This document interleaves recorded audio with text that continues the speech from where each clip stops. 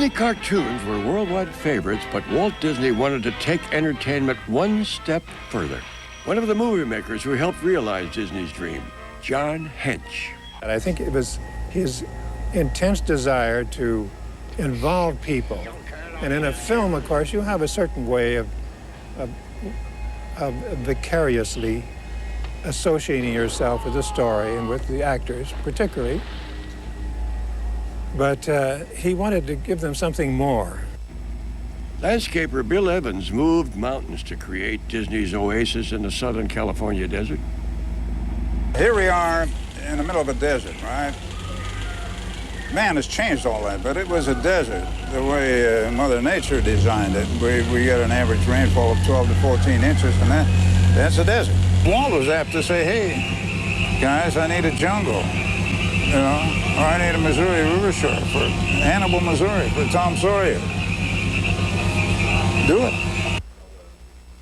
Some of the earliest visions of Disneyland were in sketches made by Herb Ryman. When Walt had this idea, and whoever he called in, it was instantaneous. You were supposed to be instantly useful and instantly productive and kind of instant genius. These instant geniuses and hundreds like them turned flights of imagination into flights of reality. The Disneyland designers changed entertainment forever, as you will see in the Disney Family album.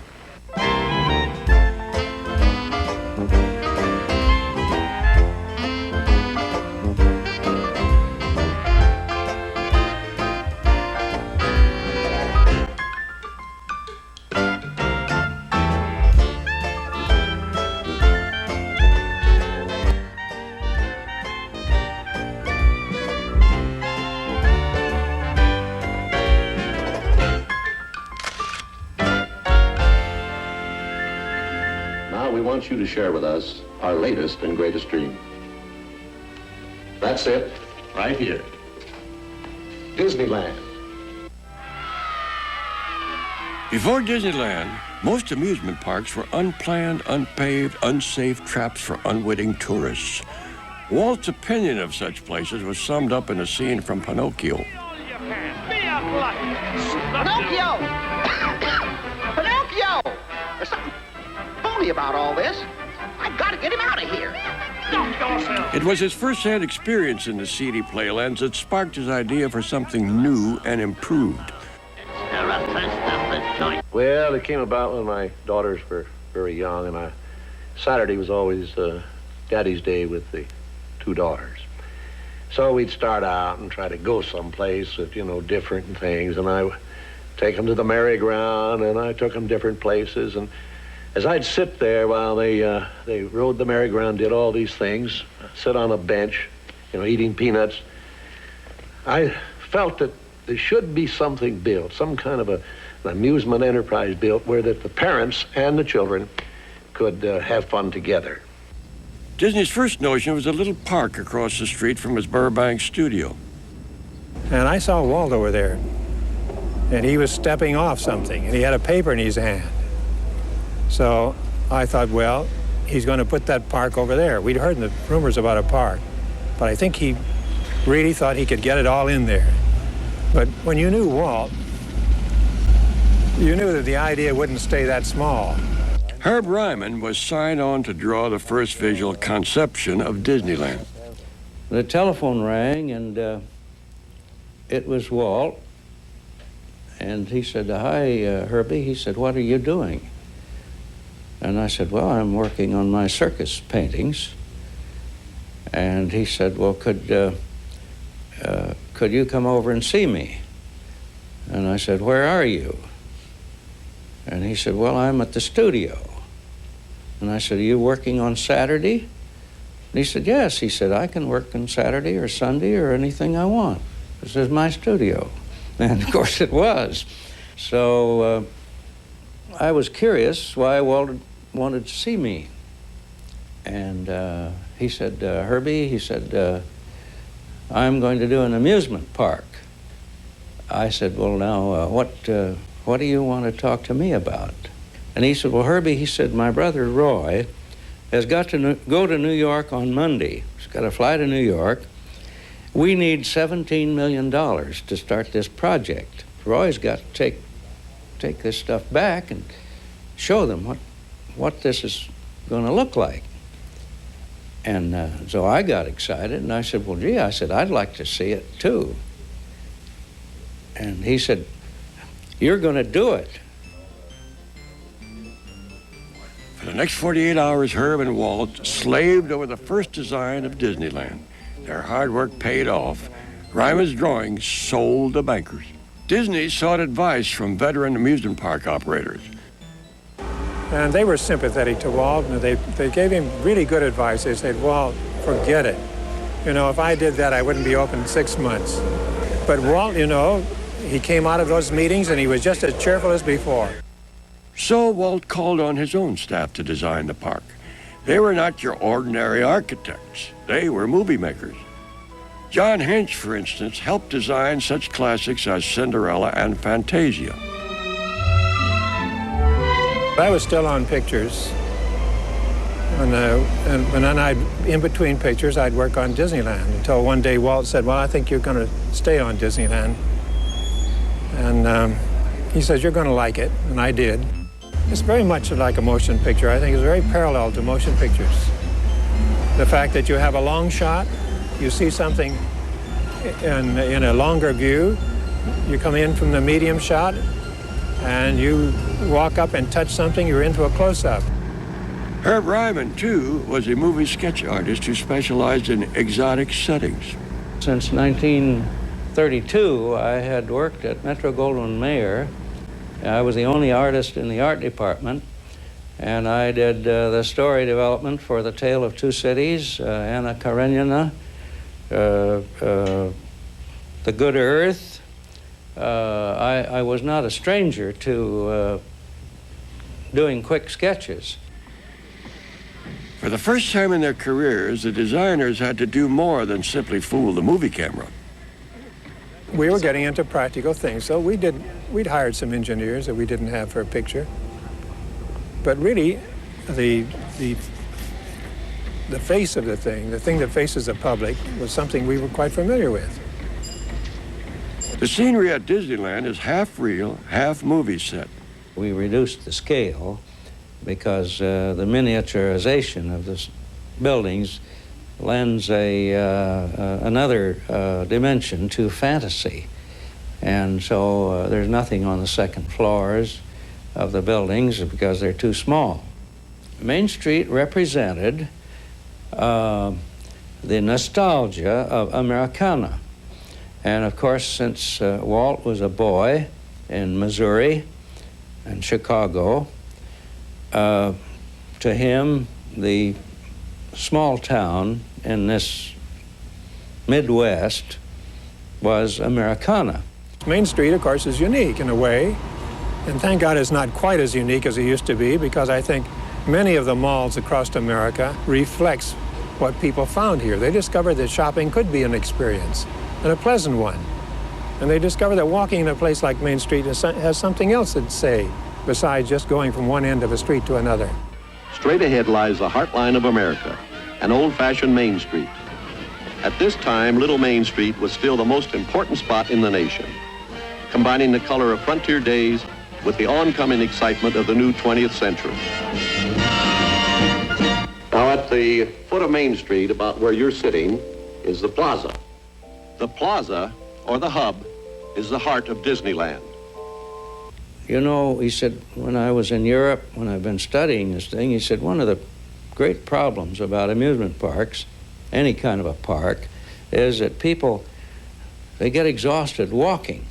Now, he said, I want to have these radiating spokes from the hub so that people that are tired or sick or old, or they can say, well, you kids run on ahead. We'll meet you here in 45 minutes. And there again was the secret of Walt's amazing concept of entertainment. He knew that people had to be comfortable. Construction of Disneyland began in August 1954. The park had to open in 11 months. to catch the summer business that would ease the studio's suffocating debt. The designing of the grounds themselves was in the hands of landscaper Bill Evans. Bill and his brother Jack had landscaped Walt Disney's backyard with its own scale model railway. But landscaping 180 acres of barren land was no snap. Bill's first challenge was finding enough trees to dress the set. The freeways, which were penetrating the suburbs around the Los Angeles area, made possible the salvage of a lot of trees that we could not otherwise have found. And we literally snatched them from the jaws of the bulldozer. We'd get there the day before they were to be demolished, box them out, haul them down to Disneyland. I could show you tree after tree after tree. You know, this was Santa Monica Freeway, that was the Pomona Freeway. Part of Evans' job, to shield Disneyland from the outside world. We have shut out the high-rise buildings and the freeway interchange and the power transmission poles. You don't see any of that. When you come into the park, you see what Walt wanted to create here. Even the shrubbery was to be part of the show. There are a number of differences between this and the topiary of legend, which it goes back 3,000 years, you know. It's an ancient art. Well, it took about 15 years to get that into a recognizable shape. That wouldn't do for Walt, so he asked us if we could speed up the process a little bit. We told him we thought we could give him something that was acceptable in a couple of years. So. To begin with, this is an olive tree, and an olive tree in a rather unconventional shape. But it's the same olive tree which produces the olive oil for your table. And were it not for all the shearing that this gets regularly, there'd be olives on this one too. But here we're looking at the 4 feet of this rhino. Now, each one of those is a separate olive tree, you see. Put 4 feet in the ground in a big box, lead them up, join them together, bend and tie and shear until we get this. This is something quite different.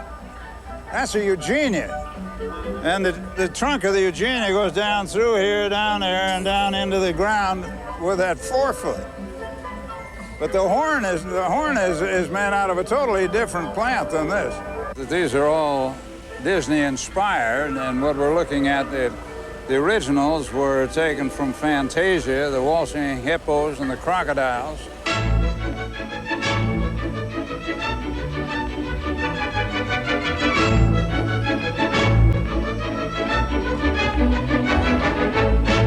Disney's Jungle Cruise is Bill Evans' landscaping masterpiece. What we endeavored to do was to create what the armchair traveler might envision as a jungle experience. You see, we picked out material from Brazil and material from Africa and material from India and Asia and Malaysia and pushed it together.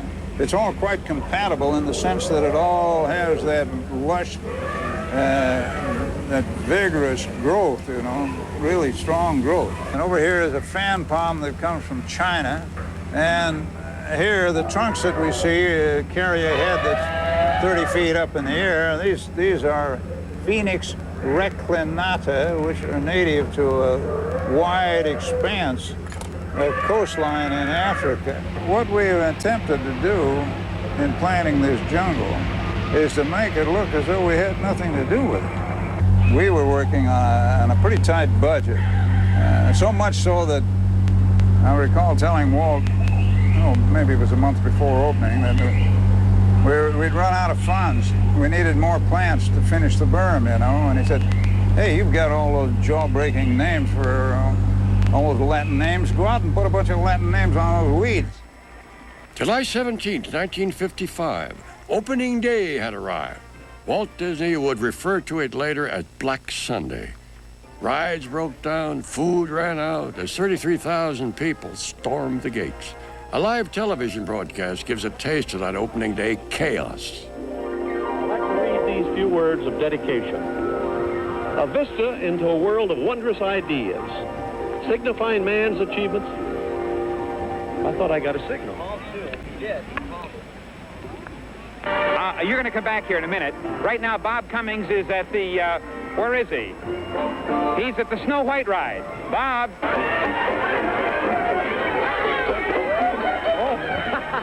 Well, folks, as you can see, I'd like to stay here at the Mardi Gras forever, but there's a Disneyland train leaving from the Western Station right away, and we don't want to miss that. It's taking us to more an exciting land, so take it away on the train, Ronnie Reagan.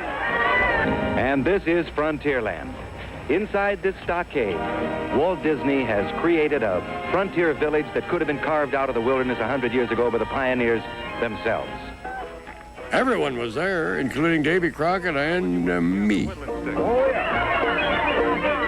I got myself into a fix. I was picking whittling sticks. The snow was frozen on the ground. Like a hungry wolves came round. In its first 7 weeks, the park attracted 1 million guests. The public's response was a victory for the Disneyland designers. One marvelous thing about being a designer is you're human too. So all you do is look within yourself. You've got a lot in common with everybody else. The park even succeeded in ways the designers hadn't anticipated. It's a very subtle thing. There's a sense of order here that I think comes through to most people. It's quite different from the conditions outside in a regular city street. Well, of course, it's a total escape. Going from land to land, it's almost like being in another country. There's so much electricity here. You look around, you have a steamboat, you have a pirate boat, you have bands, you have parades, you have these fabulous characters come to life that are over 6 feet tall that are walking around. There's so many tactile experiences. You can go up and touch them. Just the beauty, the shops, the food. There are so many things to experience here that you just don't have outside of Disneyland. What you do have outside is a sharp contrast to Disneyland's design.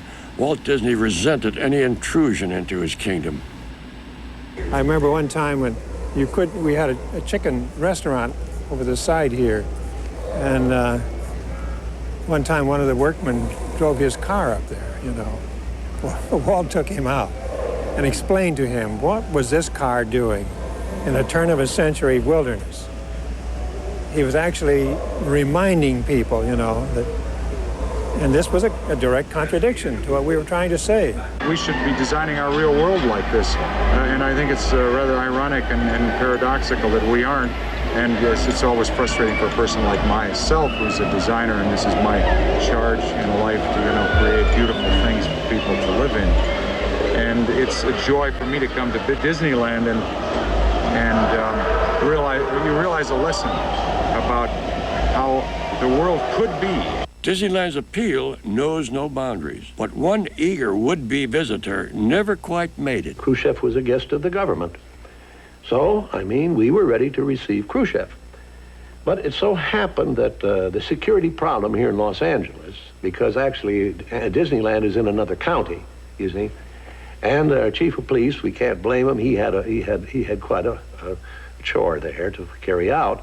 We had different shots, places where we'd take pictures with Khrushchev, and I had one that was my favorite, where we'd lined up in front of my 8 submarines. You see, and I thought, well, it'd be nice. I've been pointing to Mr. Khrushchev and saying, well, now, Mr. Khrushchev, here's my Disneyland submarine fleet. It's the eighth largest submarine fleet in the world. One vital element of Disneyland's design, the idea that it would always be changing.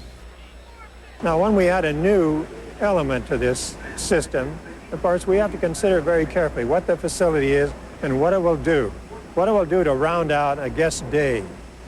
It's got to be a new experience, but it's got to fit in harmony with the others that are here. New Orleans Square was added after the park's opening. Herb Ryman did the designing. We made many, many trips to New Orleans in order to get inspiration. This particular courtyard was built and is still there just very much as it is in this drawing. And of course these are the sisters, which are the ubiquitous part of the scene of New Orleans. I always think if I can put something in that really belongs there, people will be deceived into thinking I knew what I was doing. And then another thing about this, it's very interesting. Walt would never let us indicate any sign of aging He said, no, I don't want it to look old. I don't want it to look old. And I said, well, New Orleans looks old. It's been there for hundreds of years. He said, I want this to look clean, and the paint is fresh, just like the day it was built. The designer's home for bloodthirsty buccaneers is the centerpiece of New Orleans Square. Even though they know it well, there's so many things that people haven't seen.